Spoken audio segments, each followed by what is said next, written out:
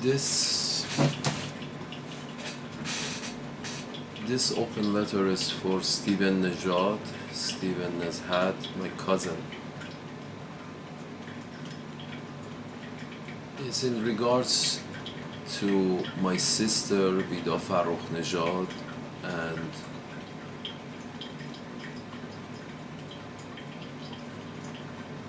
her husband, the Muslim jackass Khorshid Naderi-Azad.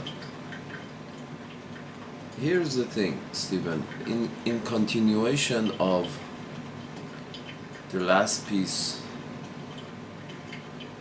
that I made, by the last video that I made, the last open letter by the name of The Bigger Picture, this is in continuation of that.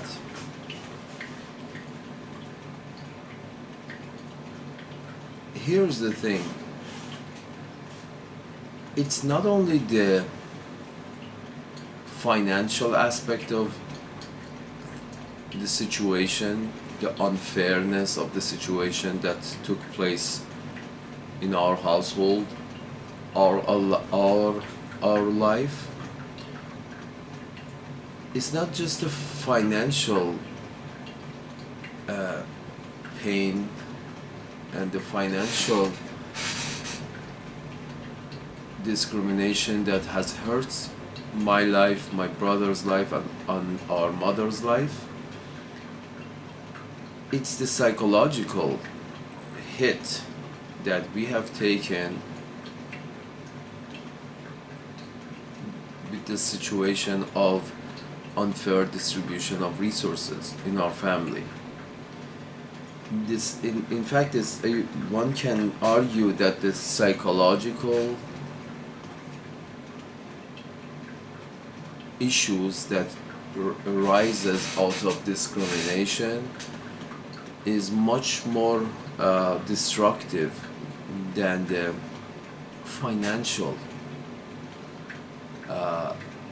issues and the material issues that results from discrimination.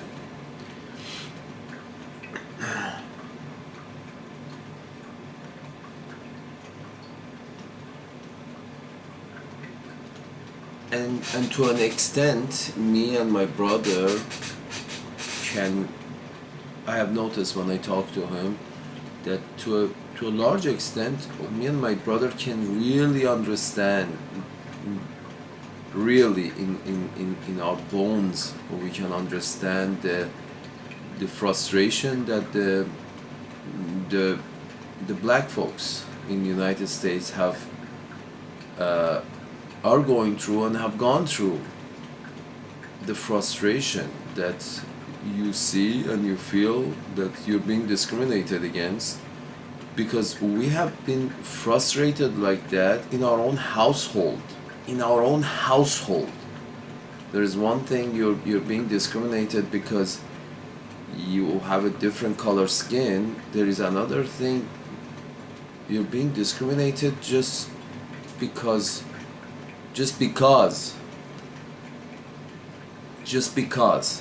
I guess because you have a dick, and your father who wields all the power in your household, he likes pussy, and he likes young pussy, so he likes your sister, the single girl in the family with the young pussy, the only girl in the family with the young pussy. He even likes your sister better than his own wife.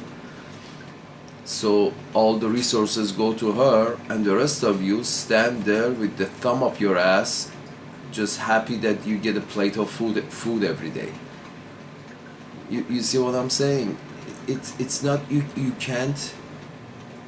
Someone might argue that well, you should be happy that your father had provided a shelter and a plate of food, and simple things in life, simple necessities of life was provided to you, and you should be thankful that your father has provided the basic necessities of life for you. And we are, and I am, everyone is. My brother is, and I'm sure my mother, who's dead now, she was grateful that the simple necessities of life was provided by our father.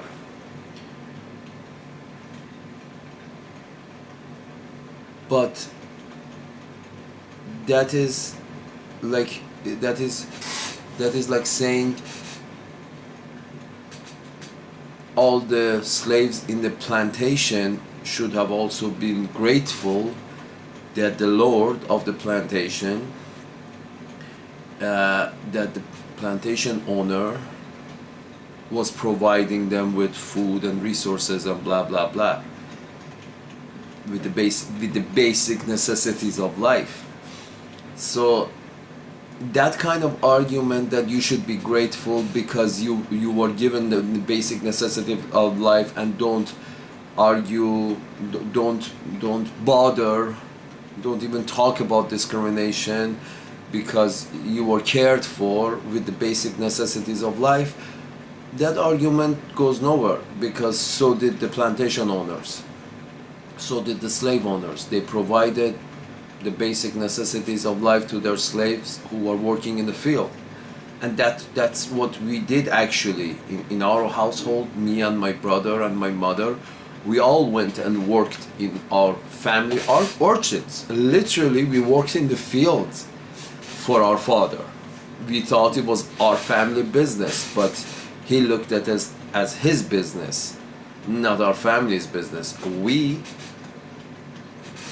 logical people as we are, me and my brother, we thought we are adding to the family business. We are working within the family business. We are part owners of this business, which is the logical conclusion to reach. But this wasn't the idea of my father. This wasn't what he believed. He believed that's his business and we are working for him. And that's why one of the reasons he never wanted to divulge any more information than he absolutely had to about running that orchard, about what he's doing, where he's buying, what he's buying, what he's doing. He didn't distribute any responsibilities regarding the management of the orchard or the, nothing. We were basically laborers. We would go, especially during the picking seasons, during the summer months and the autumn months, we would go to our orchards 2-3 days a week, help out along with the other laborers, day laborers, pick fruits and come back home and be thankful that we have a shelter and a plate of food, I guess. That's it. Our father never wanted to involve us with his business, teach us anything regarding the business, because I guess that's what he believed. That's his business, and fuck the rest of the males in the family, his own sons. Fuck them. He doesn't need them. He doesn't want them. They can go fuck themselves. So yeah. Just like you can't make the argument on behalf of the plantation owners, you can't make the argument that we should be happy with the discrimination that we were under and we are under. Just because our father was, we should be grateful of him that he provided us with a plate of food and shelter over our head. Because the psychological pressure that you're under, that you keep seeing with your own eyes, that you're provided with the basic necessities, but you're sitting here and you're seeing your sister having many times more than the necessities. She's getting anything that she wishes for in life, any material goods that she wishes for in life. And you're wondering, what the fuck is she doing that I'm not doing? Whose dick am I supposed to suck here? Whose dick is she sucking that she's getting everything? You see what I'm saying? And why? I mean, all your life, and the discrimination results into low self-esteem. It's like there must be something really wrong with me that I'm being discriminated this much against. You start thinking, what is she doing that we don't see that she's getting all this? But at that point, because we never saw my sister's interaction with my father, I never saw my sister wanting something, material goods, wanting a material good, and having to argue with my father. If I wanted a pair of shoes, I had to, beg my father for a couple of weeks to get a pair of shoes. Yeah, literally had to, remind him and, hey, shoes, they're gone. Yeah, please, pretty please, with sugar on top. And I had to remind him for a couple of weeks to get a pair of shoes. When I entered university in Iran, I wanted a computer. I needed a computer. I like to have a computer. It was something to learn. It opens a lot of doors in life for you. A simple computer. I understood that, and I had to literally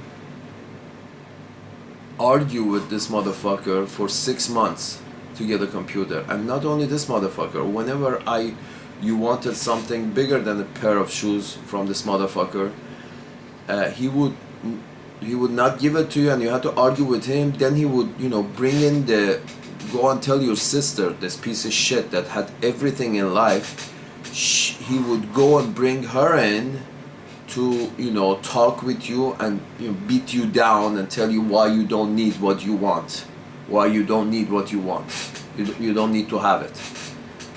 And as if that was not enough, she would then sometimes even my brother from this side of the ocean would also get involved into telling you, why do you need this? Because this motherfucker, my brother, he was he didn't know what the fuck was going on. He was never there. He left our household since he was 17, and he doesn't know that everything is going to my sister. He didn't receive anything, and from what he hears once in a while, that you're getting something. He doesn't hear that my sister is getting the car and the house, and my father bought her a house, and my father bought her a piece of land by the sea, and he doesn't know any of that because nobody tells him.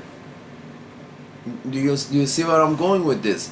As if like whenever there was an luxury, basic expenses, that's a given, but whenever there was a extra special thing, the luxuries in life that my sister wanted, my father would provide her very quietly under the table. Not a soul has to know about this. But then when Farshad, his younger son, wants a computer, let's tell everybody to object. Let's tell everybody first of all to object. Then if it's bought, everybody would know that this motherfucker had a computer was bought for this motherfucker. Do you understand what I'm saying? It's sort of like, if I had a pair of shoes, everybody knew I got a pair of shoes out of this father, that he paid for a pair of shoes. But he would pay for a house for my sister, and no one knew. My sister's first house was paid for by my father. We sold our house, we moved to a smaller house, and half the money from that house was given to my sister to buy her house. My father never did this for my brother or me. Never such a... And this was one of the biggest chunks that he gave her. After that, he gave her more money to buy a piece of land here. He gave her more money to, you know, so she can buy a bigger house. It's sort of like, yeah, here is more, here is more, here is more. And very quietly, under the table, here is more, here is more, here is more, under the table. And you're, and all the time he's telling you that, sorry, no money. And he literally cries and says, no money, no money, no money, no, I don't have any money, I'm sorry, no money. And from the time that he was younger, my father, that he was younger, he would say, no, I don't have any money, no, go fuck yourself, I don't have any money. Until when he got older and he would cry and say, no money, no money. It's sort of like from the time he was the physically more powerful than us, then he would hit us over the head and say, no, there's no money for you, go fuck yourself, like that fucking soup Nazi in Seinfeld. No soup for you, go fuck yourself, I just don't like your fucking face. But all the soup, here's a big fucking pot of soup for your sister because she's got a pussy and I love that pussy. That's it. One person in our house always got the big fucking pot of soup from the soup Nazi because she had a pussy. That's it. That's all we can gather. That it was the pussy because she was the only one in our household with a young pussy. That's it. That's the only conclusion we can reach. That's why me, my brother, and my mother were basically given the basic resource, was provided with the basic resources in our house: food, shelter, and the clothes on our back. And then, but as you can see, I mean, my father, the simple example of it is right now in front of us, that my father never paid for my brother's education in the university in United States, not any university, no, none, not a penny, go fuck yourself. For me, he said, I can afford India, that's like $4,000 a year. For my sister, not even for her children, one of them Harvard, the other one for-profit universities in Canada. It's like, make it rain, motherfucker, make it rain. The best of everything for this pussy and children that come out of this pussy and anything that's connected with this pussy, the best has to go, the best of everything. And for the rest of your family, just basic necessities like a fucking slave owner. Literally, it's the difference between how a plantation owner treats his slaves.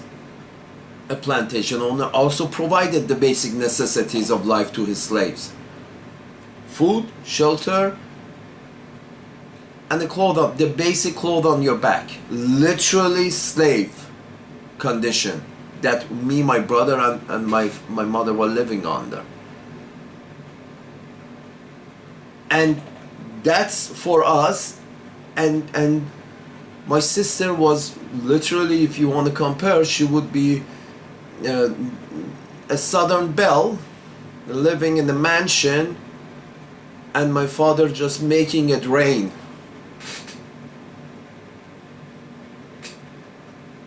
And this is not, I mean,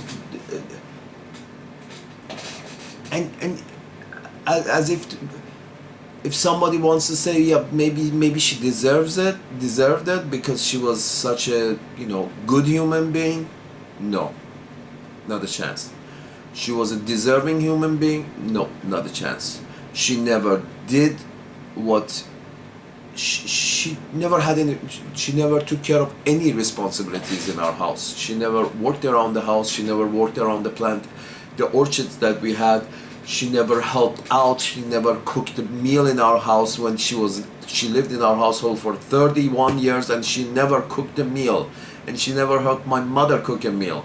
She never touched a fucking pot.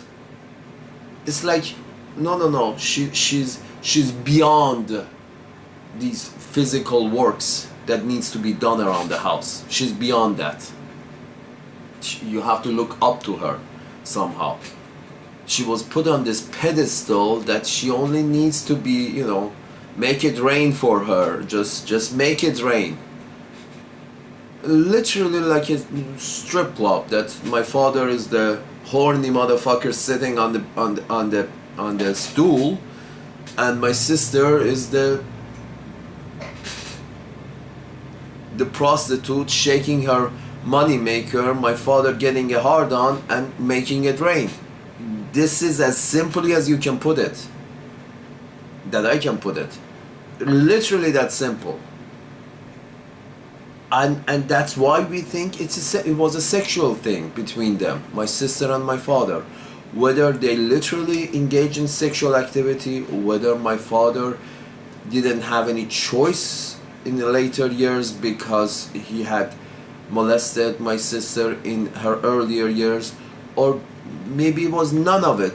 It was just a romantic infatuation that my father had towards my sister that made him want to shower her with money and gifts and expenses. We don't know. I wasn't present. I'm 13 years younger than my sister, so I was never present. You know, I have no evidence that he has molested her, but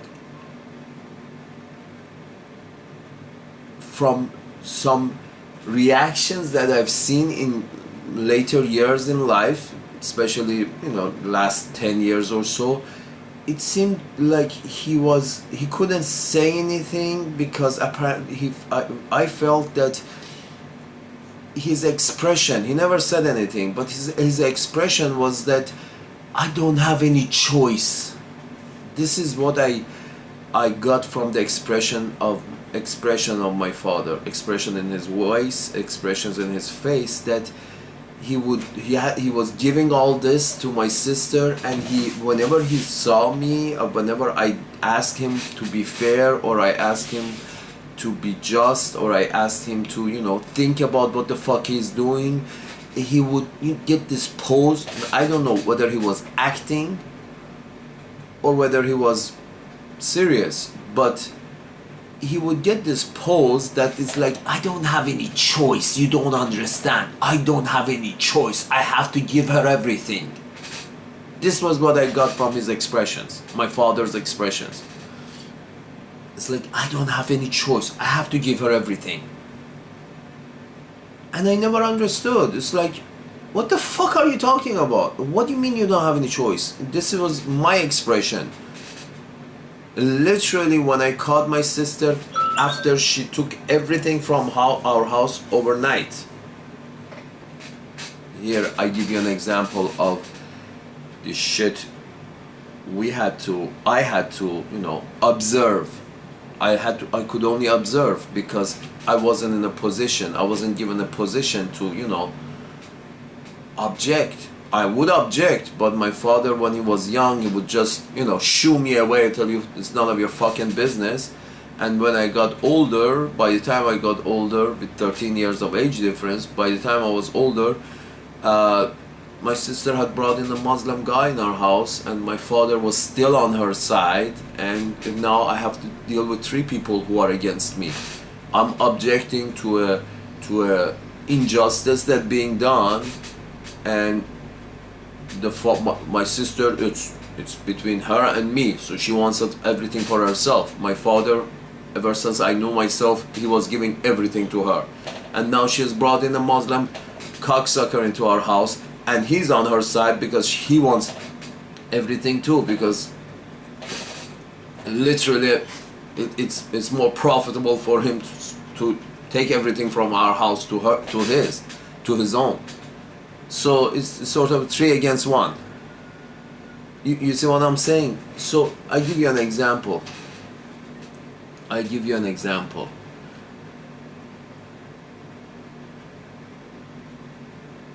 the beginning of his life, at the beginning of his marriage, let's say, First of all, our father sold our house, gave my sister half the money from the sale of our house so she can go buy a house and move in to that house with his, the Muslim guy that she decided to fuck. So we sold the bigger house, we moved to a smaller house so my sister can have her own house too. That was apparently part of the responsibility of my father, to give from our family to her specifically so she can, start a life. The rest of us can go fuck ourselves. That aside. When it came out to moving, I never helped my sister move. You would wonder why. I was doing everything else physical in our house, going to orchards and working around the house, and I was doing everything else physical. Why wasn't I involved? Why didn't my sister ask me to help her move? Well, Stephen, it's because my sister, Vida Farrokh Nejad, all her life, she was stealing from us, the rest of the family, the rest of the household, taking stuff to her room, locking it under lock and key. She was the only one who locked her room all the time. Whether she left the house, she locked her room. Whether she was sleeping in her room, she locked her room. Whether she went to the bathroom, she locked her room and went to the bathroom. Lock, a key, lock. Who does that? Why does someone do that? Unless that someone has got some stolen shit in there. Unless that someone has got some stolen shit in there, doesn't want the people whose stuff has been stolen to find out there is stolen shit in there. All her windows, the curtains were always closed. What kind of mentality is that? That I go in this room, I put up the curtains, nobody should be able to see the inside of my room. I lock my door. Every time I go in and out, I open the door real fast, come out, lock it. So nobody should see my family, my brothers, my father, my mom, nobody should see the inside of my room. Stephen, this was my sister, Vida Farrokh Nejad. This was my sister, and this was the condition that my father allowed to take place in our household.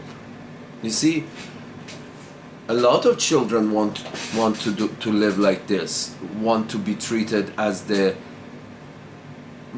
belle of the house, belle of the South.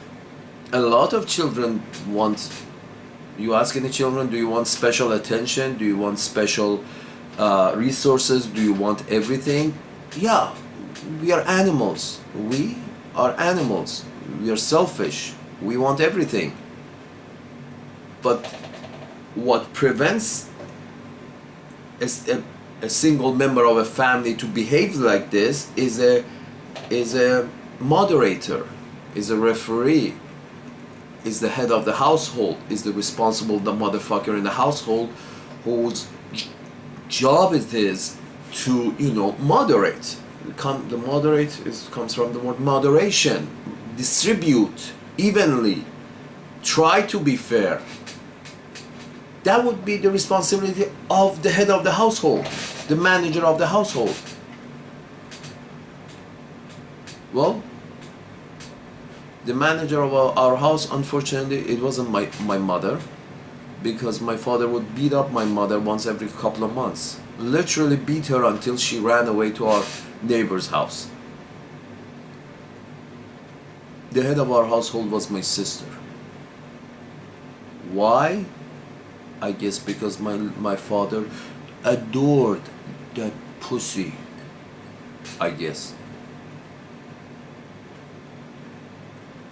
Maybe he had molested that pussy when the pussy was very young, and now he was trying to, keep everybody else, shut everybody up and keep everybody else down, to keep his reputation, to keep the pussy happy, so she wouldn't talk, as a blackmail, in a blackmail situation. I don't know, but discriminating this much between your children and allowing this to take place as a father, it's just amazing to me that how our father decided that this is a good way to, run your fucking family. Who thinks like that? Who thinks it's a good idea to discriminate between his children? Who does that? Well, my father did. And the Muslim shit who's, is fucking her like right now, fucking my sister right now, who has, splashed his sperm onto our family's belongings right now. He saw this. He saw my sister, an 18-year-old piece of shit with the attitude of a fucking hedgehog, with the attitude of a porcupine, because when you're treated like that, you become a porcupine. You become a selfish animal who thinks very highly of herself.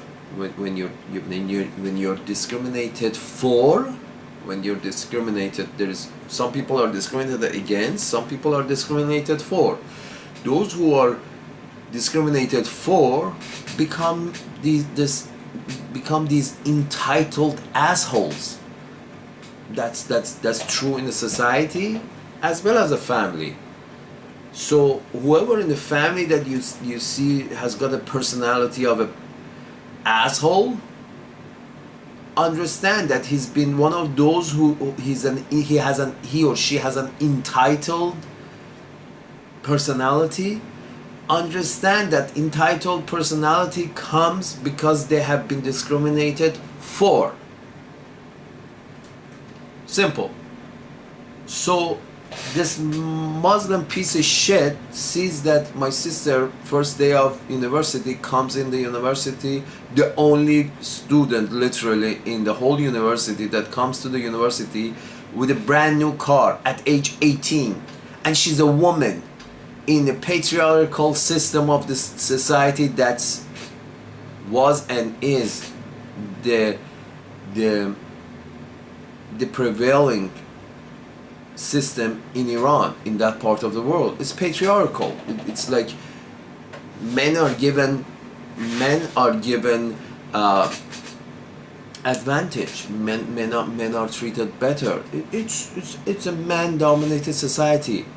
Now here's this Muslim piece of shit that sees that in this man-driven patriarchal society, you have this woman, this girl who's at age 18 is coming to the university with a brand new fucking car. How is that possible? Well, two options. Either her brother, either she doesn't have anybody else, no brothers, nothing, and she's the only one that her father has, only child, or her brothers are driving Mercedes and she was given this brand new car because her brother has got a brand new Mercedes. Because men are treated better and he knows that. Or, third option, his father really likes her. Because you would expect in a patriarchal society like Iran, where men, boys, sons, first sons are given a hell of a lot more attention than the women, than the daughters, than the females, you would expect that the son be given the new car, the Mercedes Benz, if the daughter gets a brand new, a lower brand vehicle. But that wasn't the case. My brother literally ran out of our household with the clothes on his back. Literally with the clothes on his back. Me too. About 20 years later, I had to leave our household the same way, with the clothes on my back. Where does this happen? Where does this happen? In which kind of household this shit is allowed to take place?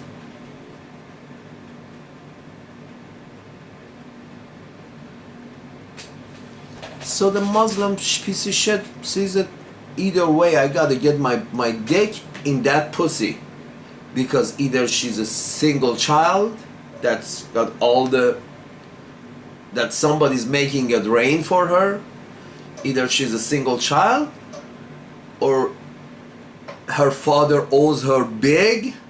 Her father owes her big. I don't know why her father owes her big. I don't care why her father owes her big.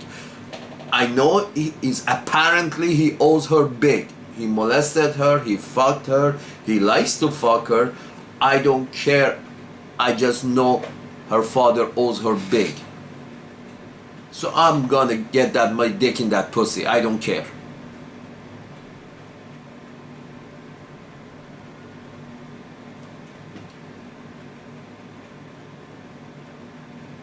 Or maybe her father is a billionaire who has given a couple of Mercedes to his sons, and he's given this lower brand car to his daughter.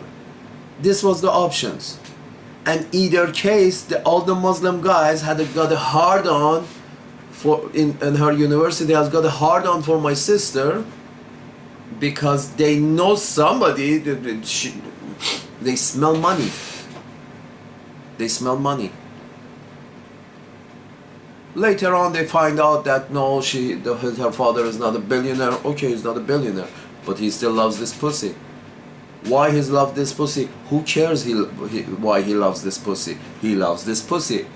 So again, after you start going to college with this girl, and everybody starts finding out more information, eventually it's divulged that all the other members of this family are basically having the necessity, are making do with necessities of life, and this is the bitch that is getting everything. Okay, most of the men at that point, most of the other guys step back, because they see there is something seriously dysfunctional in our family. My sister being this entitled bitch that her behavior is like a spoiled breath and a spoiled piece of shit, and she's demanding, and she treats everybody like shit. And then, but they see that she has all these gifts, somebody's making it rain for her, she gets all these perks from our father, so it becomes mostly step back. They don't want to deal with her because she's an asshole, she's spoiled, and they feel there is something, and then they find out that the resources in our household is not being divided fairly, so they realize something seriously wrong in our household, something is dysfunctional, so they more and more they step back. The few that remain are the hungry ones. They're really hungry. They are really ruthless. They don't give a fuck about dysfunctionality. They don't give a fuck about anything. They want money. The asshole who has married her now, Khorshid Naderi-Azad, that's that kind of piece of shit. A Muslim guy who really doesn't give a fuck about anything. Money. He needs money. His daddy has told him he's got to put his dick into money. So he has done just that. He has put his dick into money. He has, splashed his sperm on money. That's has been his only objective in life. Money.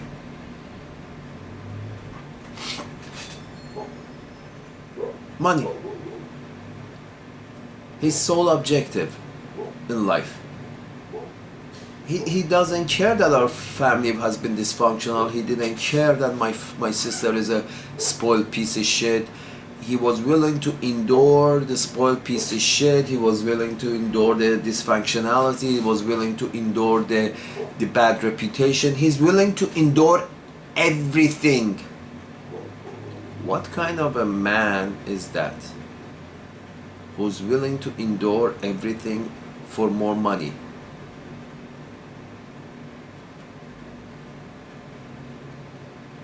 What kind of a man, what kind of a personality, what kind of a mental structure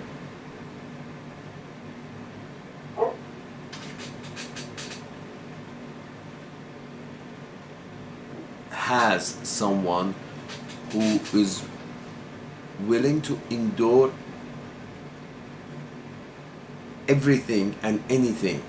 He can see. It's not like it just came. You see, sometimes you want money, you go a certain path, you go down a certain path, and things happen, so you have to endure it.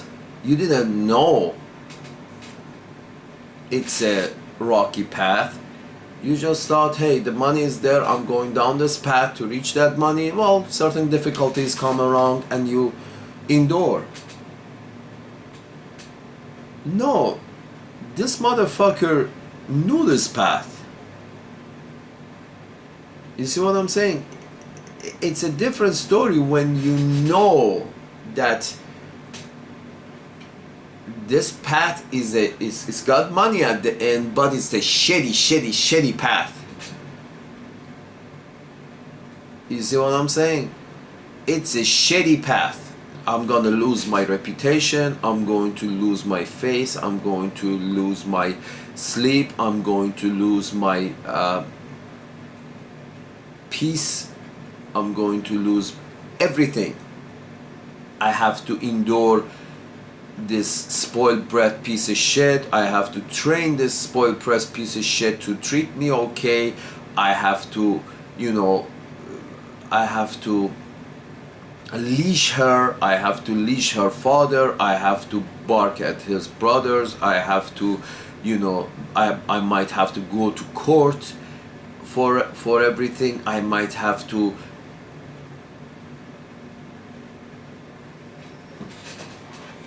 he saw all this. He knew we weren't rich, that my father wasn't a billionaire. He knew that the only way my sister was getting all these perks was because she was being discriminated for.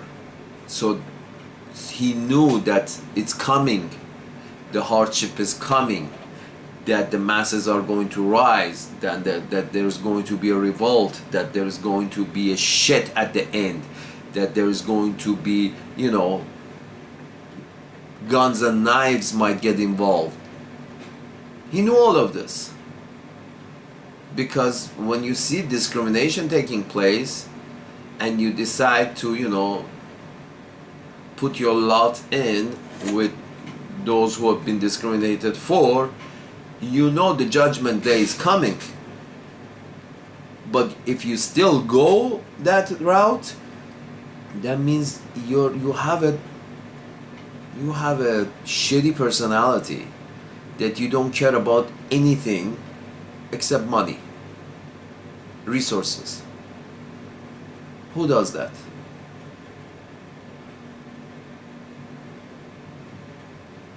I tell you who does that.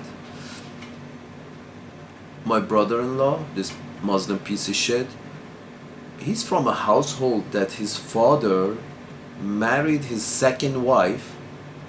He kept his first wife, not like Donald. They don't get divorced in Iran. He kept his first wife. He brought a second wife to this same house, under the same roof, who was like 30 years younger than his first wife. And he fucked her in that house, same house.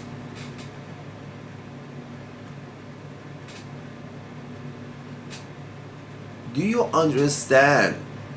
A person that gets raised in this household, a person that is raised in a house where his mother is the younger wife of his father, who at age 60 decides to go for a younger pussy, go for a young pussy.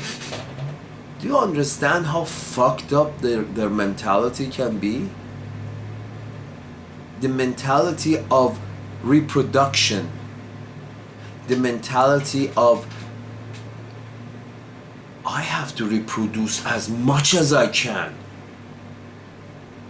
The mentality of not realizing you're just an animal like all other animals in this world, and the urge for reproduction is a basic instinct that really doesn't mean anything in the greater scheme of things, and it's just something that all animals do. Whether you do it or you don't do it doesn't make that much difference in the greater scheme of the universe.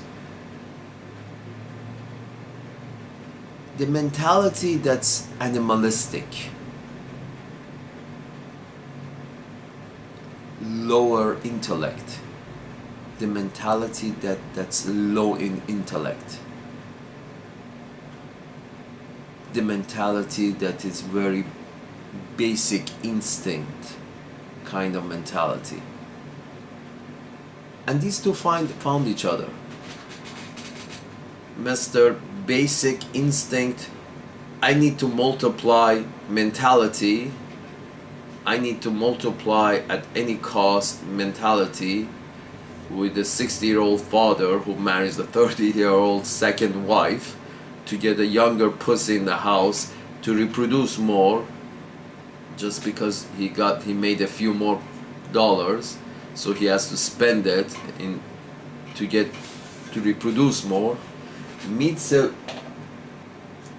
girl whose father thinks she's got a golden pussy, and he adores her, that pussy, and he treats her like she's the belle of the South, and gives her all the resources of our family just because he's got some, sexual perversion, whether acted on his sexual perversion when she was younger or didn't act on his sexual perversion and just has a romantic relationship with his own daughter in his mind. Again, same condition as Donald Trump.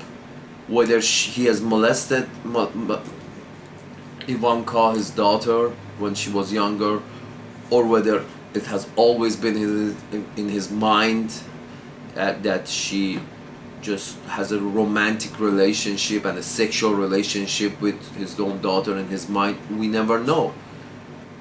Unless she writes a book, unless Ivanka Trump writes a book and says, yeah, my father raped me for 5 years when I was like 8.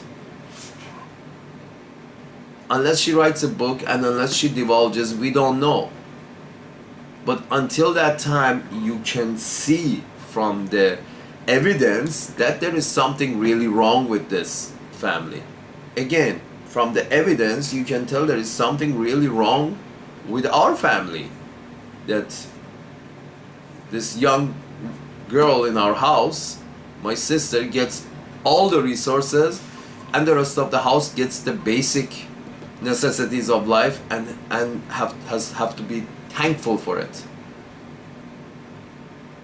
So this hungry piece of shit, Muslim piece of shit, sees this spoiled piece of shit from our household and says, I gotta put my dick in that because I want my dick to be spoiled.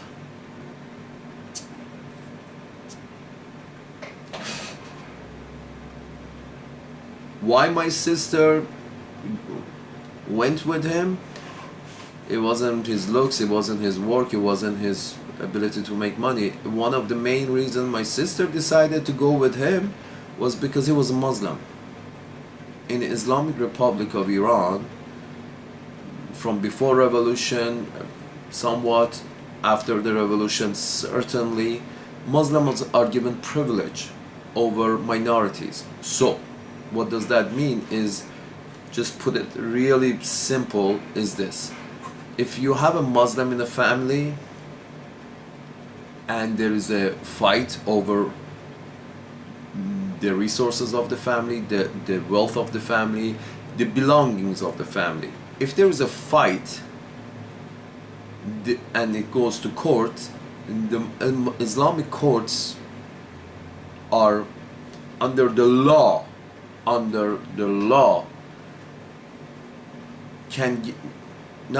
have to give everything to the Muslim side of the family. Yeah, it just blows your mind. But this is how it is in Iran. If there are like 5 siblings, they're all Christian, or they're all Zoroastrian, or they're all Jews, one of them goes and marries a fucking Muslim piece of shit. Under the law, the court doesn't have any choice, has to decide in favor of the Muslim, to give the Muslim person in the family, or the person who has married a Muslim, so officially that person is a Muslim, is considered a Muslim, everything. Nobody has any other rights unless they go and become Muslims as well. You see, this is how it's done. You give all the rights to one group of people, and you tell the others, if you want to have rights as well, you also convert. That's one way of converting everybody to Islam, because you don't want to have less rights than your peers. You want to at least have as much rights as your peers, as your other citizens, as your other members of the family. You want to have the same rights at least. We're not looking at the leg up. You're thinking to yourself, I'm a human being. I want to have the same rights as other people. So Islamic system says, oh, you want the same rights as your Muslim neighbor? You want the same rights? You want the same rights as your Muslim sister?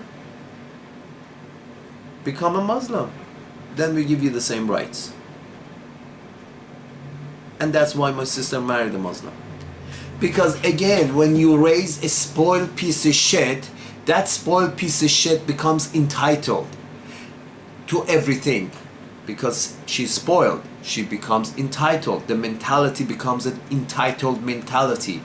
And to keep this situation going, to get this drug of discrimination to get all the resources that she wants, because now she's entitled to those resources, she starts looking for ways to get all of it.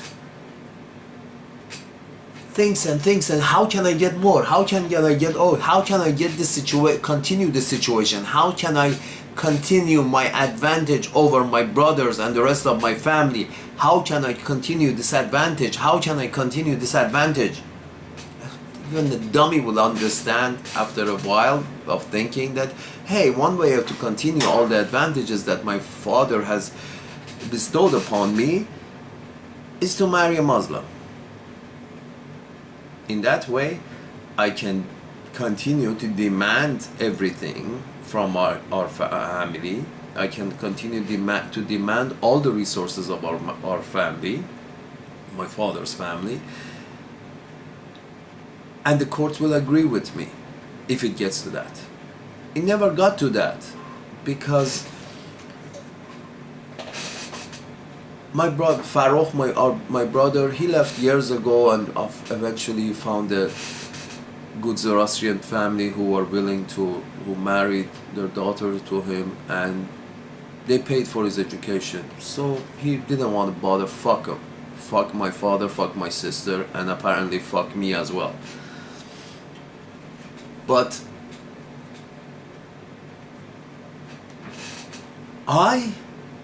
and my mother died.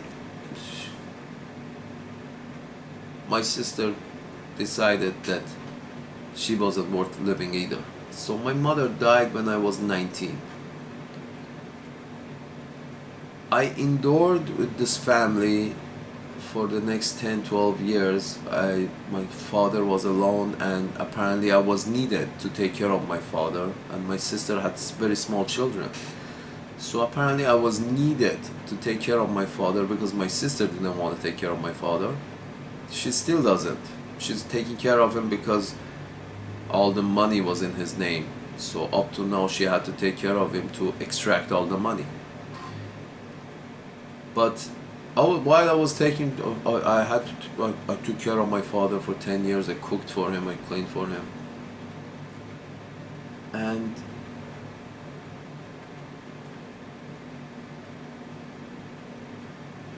I really, I'm not in this world for the money. I really didn't understand why would somebody kick and scream and struggle and kick and scream and struggle for more. I really don't understand. I certainly, about 14 years ago, when basically my sister took our father to her house and locked the door. Again, same mentality, same system that she used to, steal everything from all around our house, put it in her room, lock her door, and then when she moved out, she used to come back to our house, take small things, put it in her purse and take it back to her house and lock the door. Eventually she decided that, well, all the money is in my father's name. So she took her to her house and locked the door. And we didn't have visiting privileges.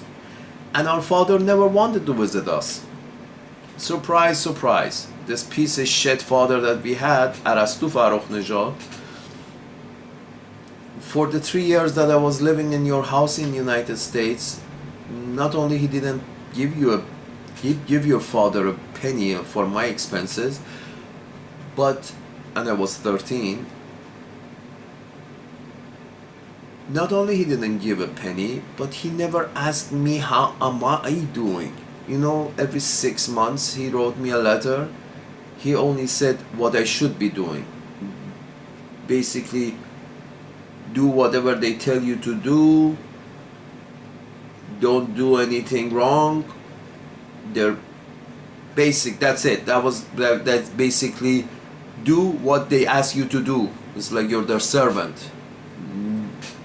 Do what they ask you to do. Fuck you.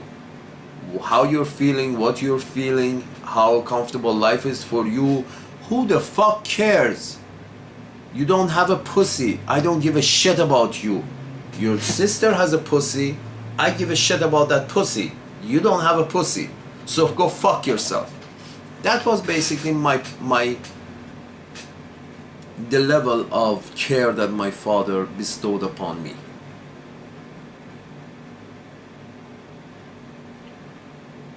So,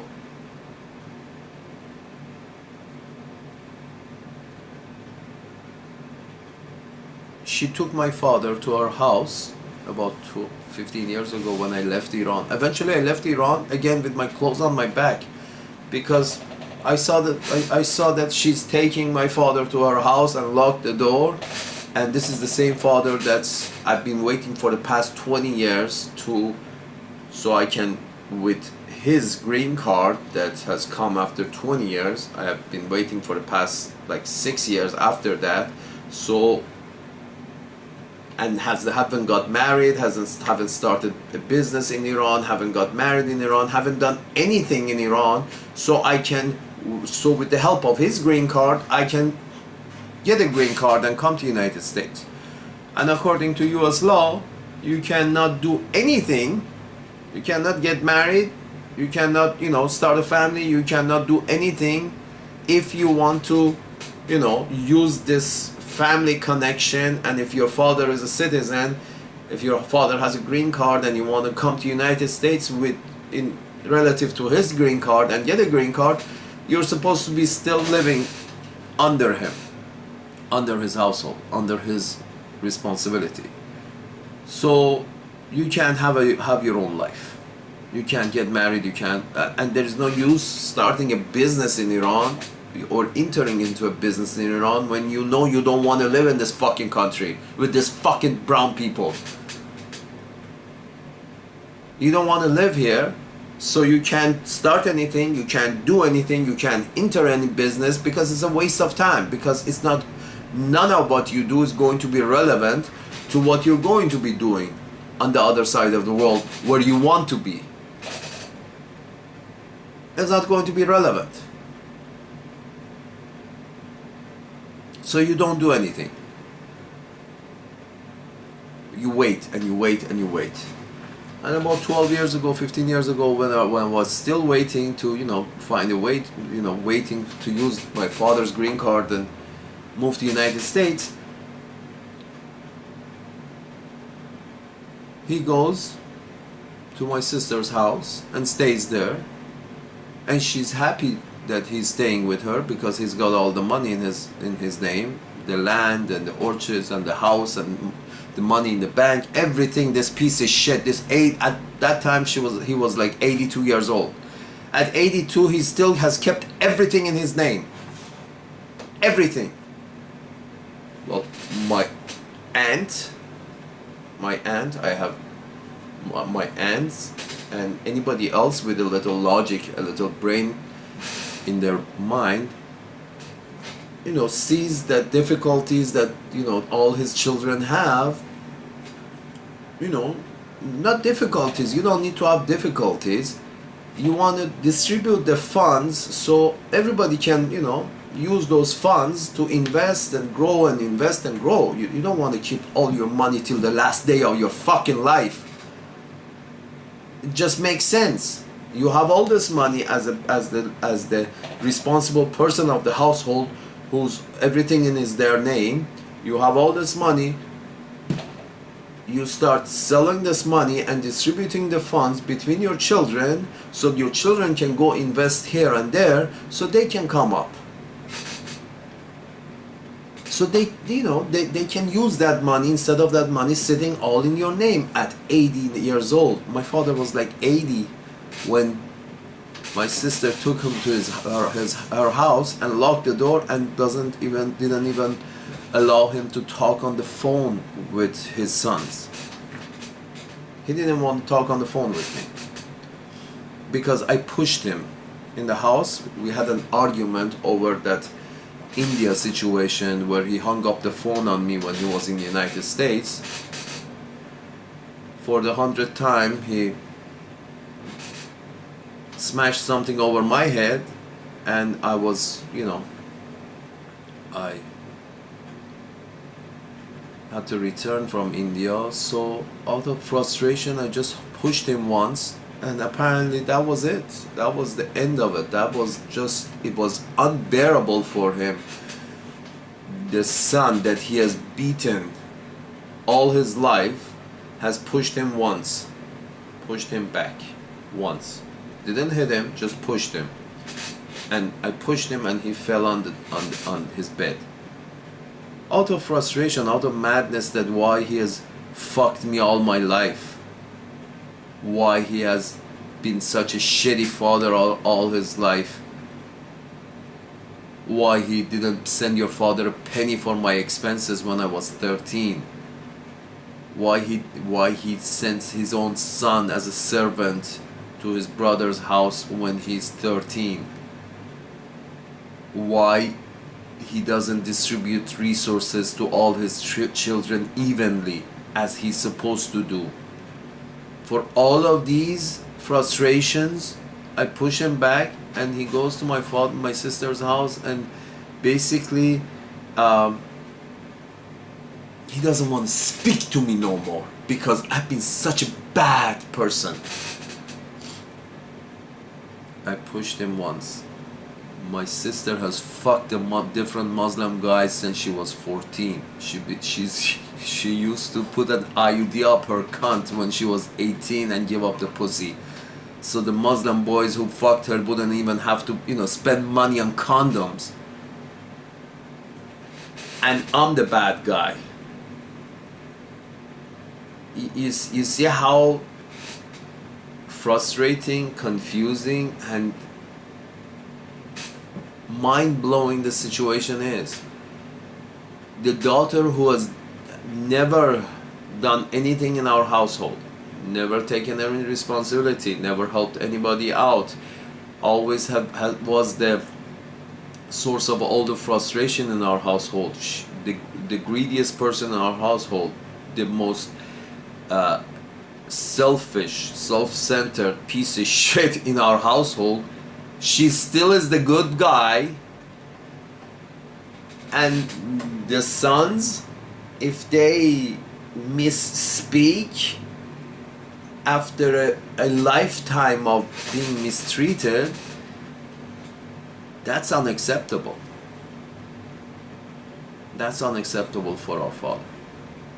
Or he pretended to be unacceptable. Yeah. Yeah. So she goes to my sister's house, and as always, she does with things that are valuable, that mean money, that are resources. She locked her house door, and she never answered my phone call. She didn't allow me to speak with my father over the phone. She didn't allow me to go and see my father, and basically she was on the warpath. Now, I'm 30 years old, I'm waiting to get a green card, and my sister has taken over my father, and my father has willingly allowed her to take him over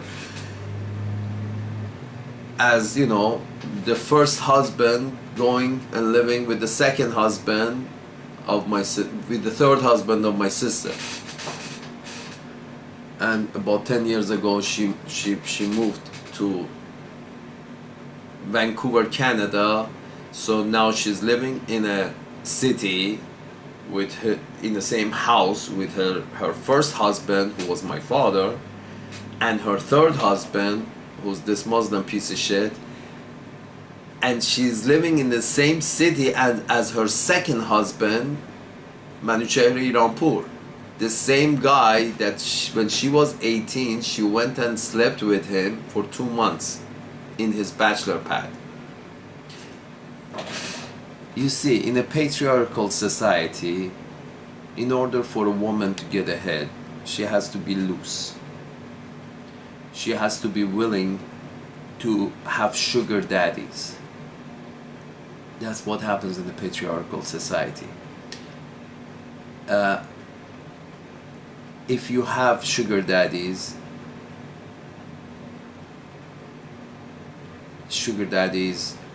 who have money, resources, or influence, you can get stuff, you can get material goods. And my sister basically had sugar daddies. My father was his first sugar daddy. Then Manuchehri Rampur was his second sugar daddy. Because Manuchehri Rampur, not only he had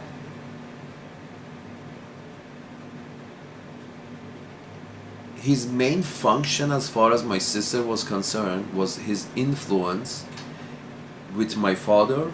Why he had influence with my father? Because at that time Manuchehri Rampur was in the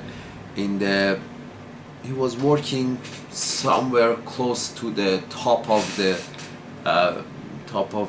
system in Iran. They had given him some dick to suck in the king's palace. He was a good cocksucker. He had obtained a job in some office within the king's court. He had obtained some job in some office in the king's court, or not the king's court, the king's wife's court. And he was sucking some dick over there. So he had, obtained a certain social status within the greater society. So within our smaller extended family, he was the one swinging the big dick, because now he was somebody. So he had influence over my father because of that. And my sister is basically that, okay, I have my father's dick in one hand, I have influence over this sugar daddy, I need another sugar daddy. I need another sugar daddy wouldn't hurt. Who's the biggest sugar daddy? Who's swinging the biggest dick in our extended family? Okay, Manuchehri Rampur at that time is swinging the biggest dick in our family at that time, so I'm going to suck his dick. So she goes and sleeps with him for 2 months at age 18, and he was like 35 at that time. you know, trying to seduce him and sleep with him and suck his dick. I don't know what the fuck they did together. But she spent 2 months in his bachelor pad. With my father's permission. Who the fuck does that? What fucking father allows his daughter to go and sleep in somebody else's bachelor pad? Are you fucking kidding me? Well, that was our father, first, my sister's first sugar daddy. Manouche Rampur, my sister's second sugar daddy. Not only influence over my father that Manouche Rampur had, he had graduated from the same university that my sister was going to, in the same subject that my sister was going to. He had graduated as an architect, she was going to go there as an architect. So she concluded that, yeah, it's a good idea. If I suck his dick, he can put a good word in for me, for my father. He will put a good word in. He would have influence over my father, so he can put a good word in for me in my personal family, and he will also, you know, probably knows most of the professors. He can put a good word in for me there as well. So you see, and her third sugar daddy was this piece of shit Muslim, and he wasn't so much a sugar daddy. He was a sugar daddy in the sense that he was a Muslim. He can help when you know, when it comes to distributing our family's belongings. He would have advantage in the Islamic court system. So about 12 years ago when I left Iran out of frustration. I don't want to go through my life fucking fighting with this piece of shit over resources. Within my own family. What I'm doing right now, I had to do 12 years ago. I don't want to do that. Now,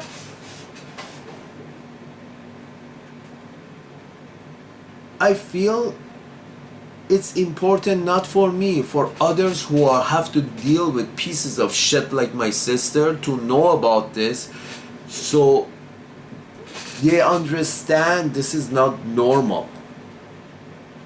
And maybe, you know, show these videos to their parents, to their family. Somebody somewhere start something to bring some sort of normalcy to these Zoroastrian families who are being ripped apart by mismanagement. The kind of mismanagement that took place in our family by our father, by Manouche Rampur, this is all the result of mismanagement. And now I have had some experience in life. At that time, I didn't want to fight anymore. Living with my sister all our life has been one continuous fight for resources. A fight that we never won. Neither me, nor my brother, nor my mother, we never won. It was always a constant fight over resources, but the fight that we never won. She wanted everything and she got everything. So after a while, you just give up. It's like, fuck this. It's like, she wants everything, and my father, her sugar daddy, my father, wants to give her everything. I'm screwed. You're screwed. Anybody in that situation is screwed. She doesn't have a conscience. And my father, he doesn't have a brain. No conscience means no brain. Others get screwed. That's the most basic explanation of it.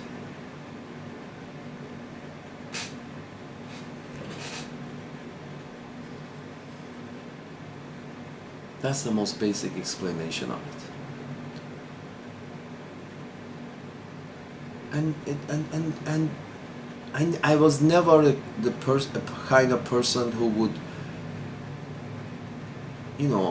think of fucking my own brother, fucking over my own sister for resources. I just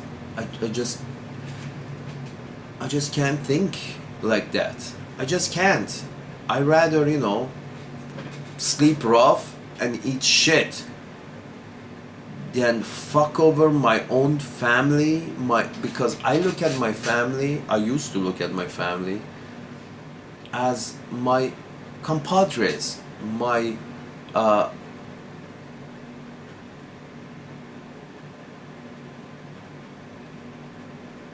fellow trenchies, fellow soldiers living in the same trenches.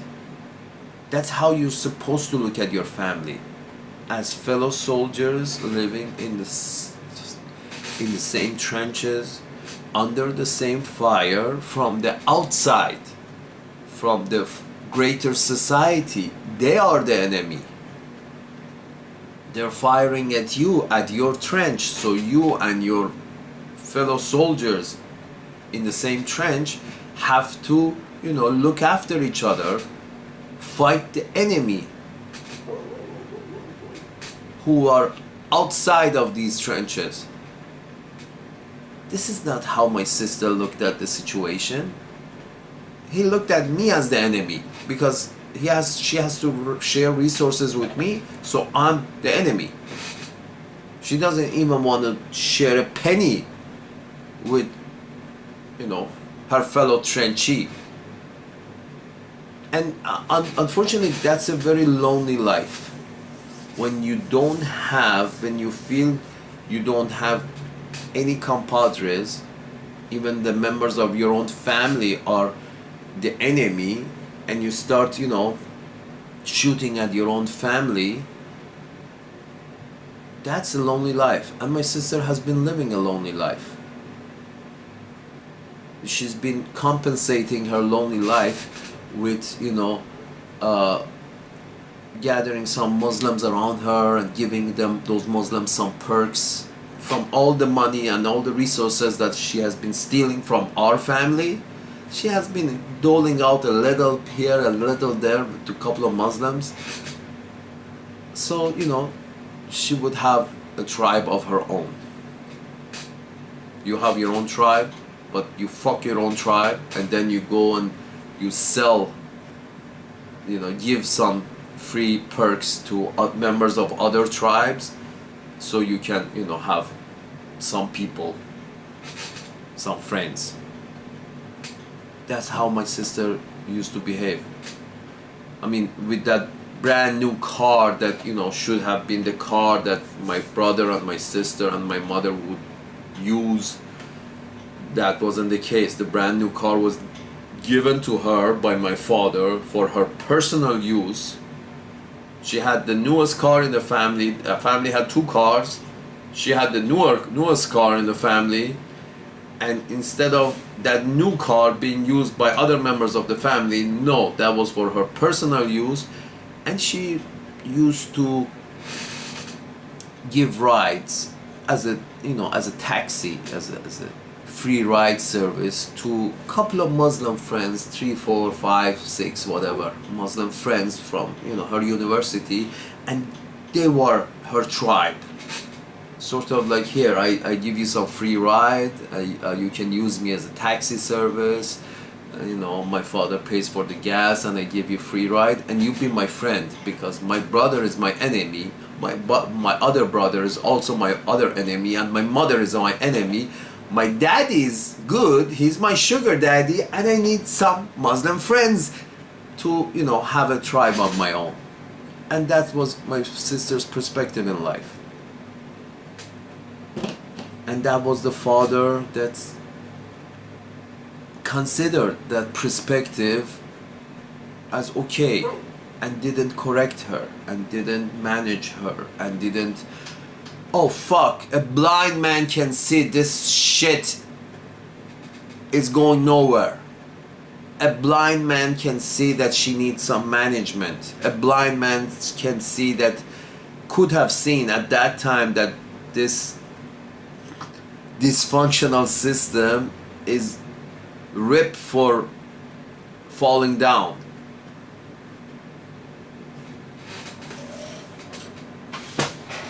But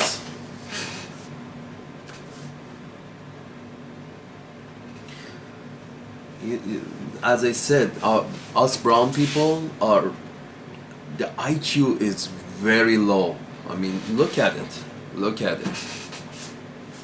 Just not seeing that, not seeing what is obvious,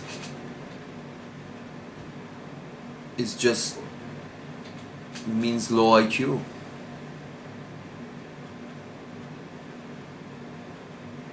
Just look.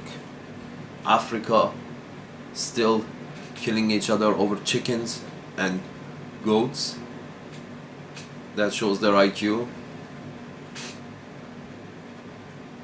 The brown Middle East and Northern Africa, my sister, my father, killing each other over resources, shooting at each other, living in the same trenches, and then shooting your own fellow soldier, your pal, your buddy, your compadre, just because you want to take his lunch. That's low IQ. The highest IQ you'll find in Northern Europe.